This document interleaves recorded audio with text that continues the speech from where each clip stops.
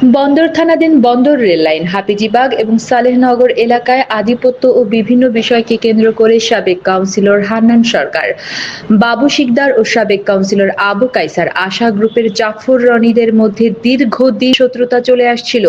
এরই ধারাবাহিকতায় ২১ জুন ২০২৫ খ্রিস্টাব্দ শনিবার রাত আনুমানিক ৮টা থেকে ৯ ঘটিকার মধ্যে আব্দুল কুদ্দুস, পিতা মৃত সাদেক আলী, সাং, হাফিজীবাগ থানা বন্দর, জেলা নারায়ণগঞ্জকে বাবু ওরফে জোয়ারি বাবু, পিতা চান মোহাম্মদ হান্নান সরকার, পিতা মৃত আশরাফ আলী সরকার সহ কতিপয় দুর্বৃত্তকারী চাকু দিয়ে উপর্যুপরি আঘাত করে হত্যাকাণ্ড ঘটায়। এই হত্যাকাণ্ডে ভিকটিম আব্দুল কুদ্দুসের স্ত্রী রোকসানা বেগম, এজাহার নামীয় ১৩ জন আসামি সহ অজ্ঞাতনামা ২০ থেকে ৩০ জনের নামে বন্দর থানার মামলা নম্বর ৩৯ তারিখ ২৩/৬/২০২৫ খ্রিস্টাব্দ, ধারা ১৪৩, ৩৪১, ৩০২, ১১৪, ৩৪ পেনাল কোড রুজু করা হয়েছে।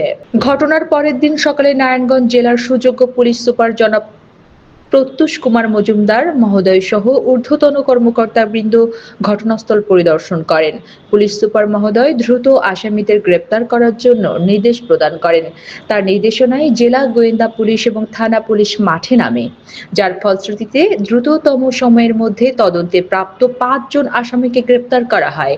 এই হত্যাকাণ্ডের হুকুমদাতা সাবেক কাউন্সিলর হান্নান সরকার এবং হত্যাকাণ্ড ঘটানোর দুর্বৃত্তকারী বাবু ওরফে জোয়ারি বাবুকে গ্রেপ্তার করতে তথ্য প্রযুক্তির সহায়তা নেওয়া হয়। অবশেষে অতিরিক্ত police super crime and ops জনাব তারেক আল মেহেদী ও অতিরিক্ত পুলিশ সুপার ডিবি জনাব মোহাম্মদ সোহেল রানার তত্ত্বাবধানে তদন্তকারী কর্মকর্তা এসআই আব্দুল জলিল, এসআই নি টিপু সুলতান এবং জেলা গোয়েন্দা পুলিশের এসআই মোহাম্মদ সোহেল, এসআই রুবেল সহ সঙ্গীয় ফোর্স গাজীপুর জেলার টঙ্গী এলাকায় অভিযান পরিচালনা করে অদ্য ২৬ জুন ২০২৫ খ্রিস্টাব্দ ভোর রাত ৪টা ৩০ ঘটিকায় গ্রেপ্তার করেন।